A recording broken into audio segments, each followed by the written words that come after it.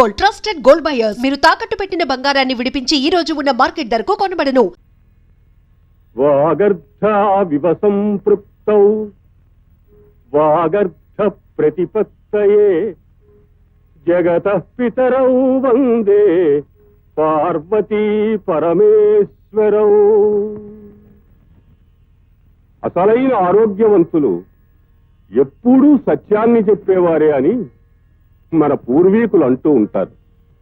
సత్యం, ధర్మం, న్యాయం ఈ మూడు వాటి స్థానాన్ని నేడు రోజు రోజుకి కోల్పోతున్నాయి. అవసరమున్నా లేకపోయినా ఉదయం లేచింది మొదలు సాయంత్రం పడుకునే వరకు ఏదో ఒక అబద్ధాన్ని చెప్పడం ప్రతి మనిషి తన నిత్య కృత్యాల్లో ఒకటిగా చేసుకుంటున్నాడు. నిజం చెప్పడం విషం కలిపిన చేదు కషాయంలా ఉంటుంది. కానీ అబద్ధం చెప్పడం పాలు, చక్కెర కలిపి తయారు చేసిన పాల కోవాలా ఉంటుంది. కషాయం తాగినప్పుడే కష్టంగా ఉంటుంది, కానీ కషాయం తాగిన తరువాత ఆరోగ్యం బాగుపడుతుంది, మనుషులు శక్తివంతులవుతారు. పాలకోవా తిన్నప్పుడైతే తీయగా బాగానే ఉంటుంది, కానీ ఆరోగ్యాన్ని చెడగొడుతుంది. అందుకే మనం అందరం కూడా ఎల్లప్పుడూ సత్యాన్ని చెప్పడానికే సాహసించాలి. ఒక అబద్ధం చెప్పాలంటే ఆ అబద్ధాన్ని నమ్మించడానికి ఇటుక మీద ఇటుక పెట్టి గోడ కట్టినట్టు 100 అబద్ధాలు చెప్పాలి. అందులో ఏ ఒక్కటి తప్పినా ఆ అబద్ధాల గోడ కూలిపోతుంది. నిజమేననుకోండి, మరి నిజాన్ని నిలబెట్టడం కోసం కదండి హరిశ్చంద్రులో రనకెట్టాలు పడ్డారు.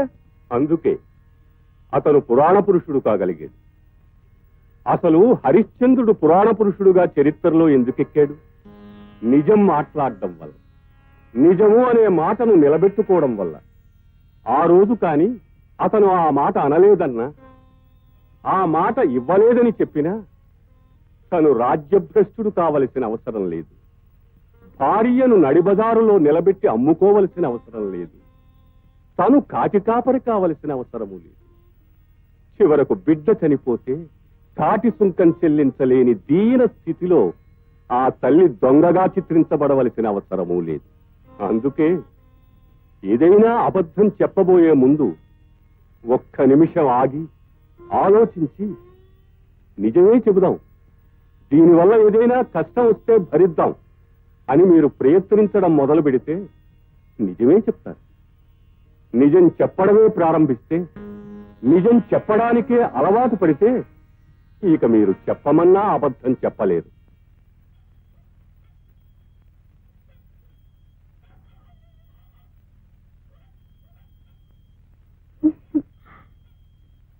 ఏమిటి ఎన్నిసార్లు పిలిపించుకుంటా? ఏదో మోజుపడి అడిగితే మగవాడు కాదు.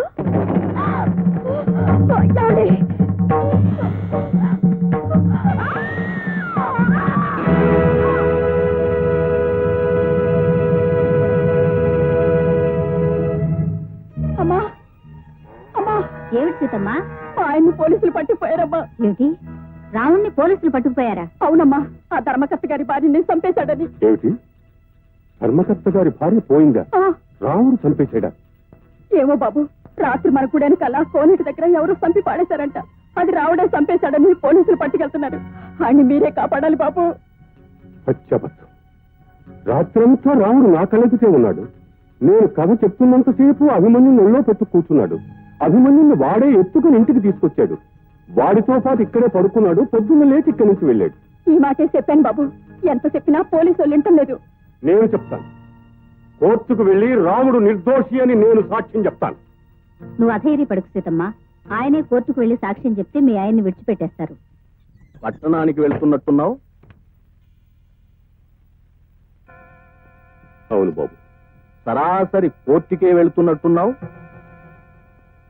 అవును బాబు. రాముడు నిర్దోషి అని సాక్ష్యం ఇవ్వబోతున్నట్టున్నావు. అవును బాబు. మరి దోషి ఎవరని చెప్పబోతున్నావు? తెలియదు బాబు. నేనే. అబద్ధం అనుకుంటున్నావా? నిజమైతే ఇంత నిర్భయంగా ఎందుకు చెప్తున్నాడు అనుకుంటున్నావా? దేవుడి ముందు ఒక్కసారి నిజం చెప్పేస్తే ఆ తరువాత దేవుడి మీద ప్రమాణం చేసి ఎన్ని అబద్ధాలు చెప్పినా తప్పులేదు.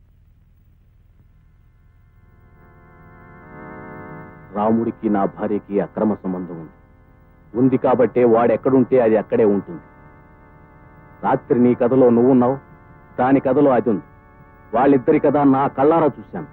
అందుకే ఇక్కడ నీ కథ జరుగుతుండగానే అక్కడ దాని కథ ముగించేశాను. ఈ కథ ముగింపు రాముడి మీదకి తిప్పాను. రాముణ్ణి కూడా నా కథ నుండి తొలగించాను.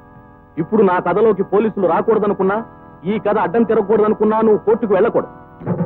వెళ్ళినా రాముడు నిర్దోషి అని సాక్ష్యం చెప్పకూడదు. చెప్తే నీ భార్య బిడ్డలకు ద్రోహం చేసిన వాడి అవుతావు, ఈ గుడికి మరో పూజారిని తెప్పించిన వాడి అవుతావు. ఆలోచించు, కోర్టులో ఏం చెప్తావు?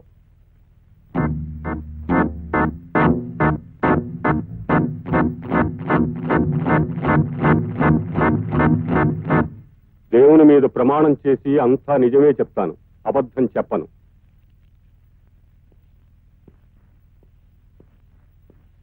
నీ పేరు? శివయ్య. హత్య గావించబడ్డ ధర్మకర్త రామలింగేశ్వరరావు గారి భార్యను మీరు చివరిసారిగా ఎప్పుడు చూశారు? ఆమె చనిపోయిన రోజు సాయంత్రం. ఎక్కడ? గుడిలో. నేను కథాకాలక్షేపం చేస్తూ ఉండగా చూశాను. ఆమె కథ మధ్యలోనే లేచి వెళ్ళిపోయారు. ఆ తరువాత ఆమె ఇంటికి చేరలేదు. ఆ సమయంలోనే ఆమె హత్య చేయబడి ఉండాలి. అప్పుడు టైం ఎంత ఉంటుందని మీరు అనుకుంటున్నారు? బహుశా 7-8 మధ్య కావచ్చు. కరెక్ట్. డాక్టర్ రిపోర్టు ప్రకారం కూడా ఆమె 7-8 గంటల మధ్యలోనే హత్య చేయబడిందని ఉంది. ఈ హత్య మీకు అతి సన్నిహితుడు, మీ ఇంటి పనులు చూసి పెట్టే రాముడు అనే యువకుడు చేశాడని, 1-2 సార్లు ఆమెను వెంటబడి వేధించాడని, ఆమె ఒంటరిగా లేచి వెళ్లడం చూసి ఆమెను అనుసరించి ఆమెను బలాత్కరించబోతే, ఆమె తిరస్కరిస్తే ఆమె మీద ఉన్న కోపంతో, కసితో ఆమెను హత్య చేశాడని అతనిపై అభియోగం. లేదు, అదంతా అబద్ధం. అలా జరగడానికి వీల్లేదు. ఆ సమయంలో రాముడు నా కళ్ళ ముందరే ఉన్నాడు. కథాకాలక్షేపం పూర్తయ్యే వరకు నాతోటే ఉన్నాడు. పూర్తయిన తర్వాత నా అభిని తీసుకుని నాతో పాటే మా ఇంటికి వచ్చి రాత్రి అక్కడే పడుకుని తెల్లవారి సూర్యోదయం అయిన తర్వాత లేచి వెళ్ళాడు. రాముడు ముమ్మాటికి హత్య చెయ్యలేదు, చెయ్యలేదు, చెయ్యలేదు. మరైతే ఎవరు చేస్తుంటారు? అసలు ఎవరు చేస్తుంటారో మీకు తెలుసా? తెలుసు. ఎవరు? ధర్మకర్త రామలింగేశ్వరరావు గారు. భర్త తన భార్యని తన చేతులతో హత్య చేశాడా? ఇంపాసిబుల్. తనే స్వయంగా చెప్పారు. ఒక నేరస్తుడు నేరం చేశానని కోర్టు ముందు చెప్పకుండా మీ ముందు చెప్పుకున్నాడా? నాకు భయపడి చెప్పలేదు, నన్ను భయపెట్టడానికి చెప్పాడు. నేను కోర్టుకొచ్చి సాక్ష్యం చెబితే నన్ను, నా కుటుంబాన్ని సర్వనాశనం చేస్తానని బెదిరించి మరీ చెప్పాడు.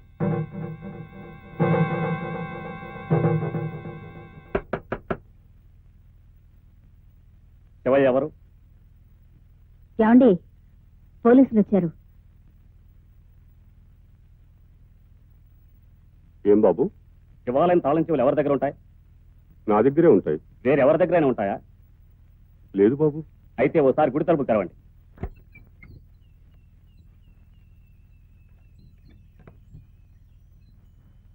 మీరు ఇక్కడే ఉండండి, లోపలికి వెళ్ళండి. ఏమిటి బాబు, ఏమిటిదంతా? దేనికోసం? సార్, ఇది దొరికింది.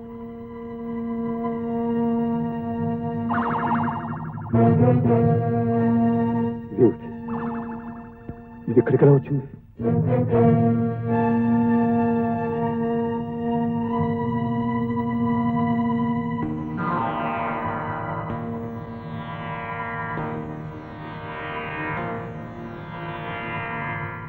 సాక్ష్యాధారాలను బట్టి ఈ హత్య రాముడే చేసినట్టు కోర్టు వారు నమ్ముతున్నారు.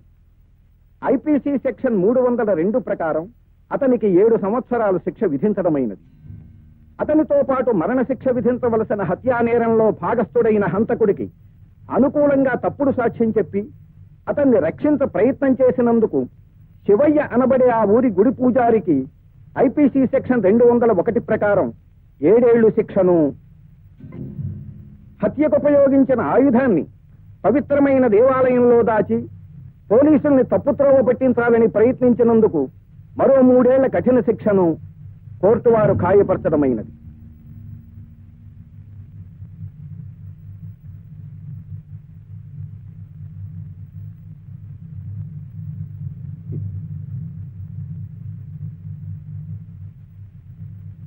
ఈశ్వర, పరమేశ్వర, చట్టానికి కళ్ళు లేవంటారు, నీకు 3 కళ్ళంటారు. కళ్ళు లేని చట్టానికి 3 కళ్ళున్న నీకు పెద్ద తేడా కనిపించలేదురా.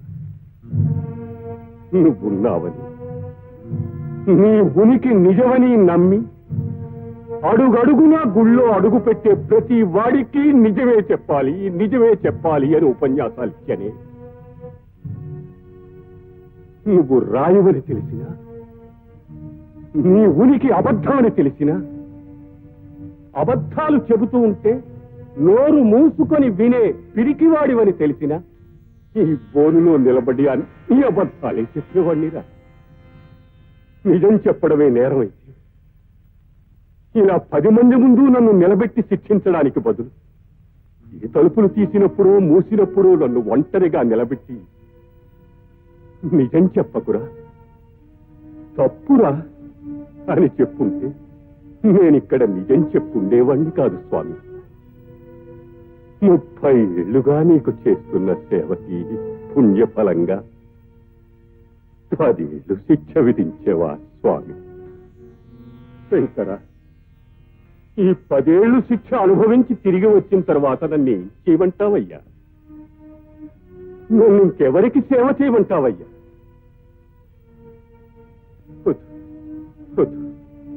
ఇంతవరకు చేసిన సేవలు చాలు. నువ్వు నిజంగా దేవుడు అయితే ఈ చట్టాలకి, న్యాయాలకి, ఈ సాక్ష్యాలకి, ప్రతి సాక్ష్యాలకి, ఈ వాదులకి, ప్రతివాదులకి నువ్వు భయపడితే, నలుగురిలోకి వచ్చి నిలబడడానికి నీకు భయం అయితే నాకు కనిపించవయ్యా, నాకు కనిపించు. నేను నిన్ను నమ్మింది నిజమైతే, నేను నిన్ను ఆరాధించింది నిజమైతే, నేను నీకు చేసిన సేవలు నిజమైతే, నేను ఎవరిని నిందించకపోవడం నిజమైతే, పరుషంగా మాట్లాడకపోవడం నిజమైతే, నా సేవలు నిస్వార్థమైతే, అది నిజమని నువ్వు నమ్మితే రా, రా, నన్ను తీసుకుపో, రా. ఏమండి?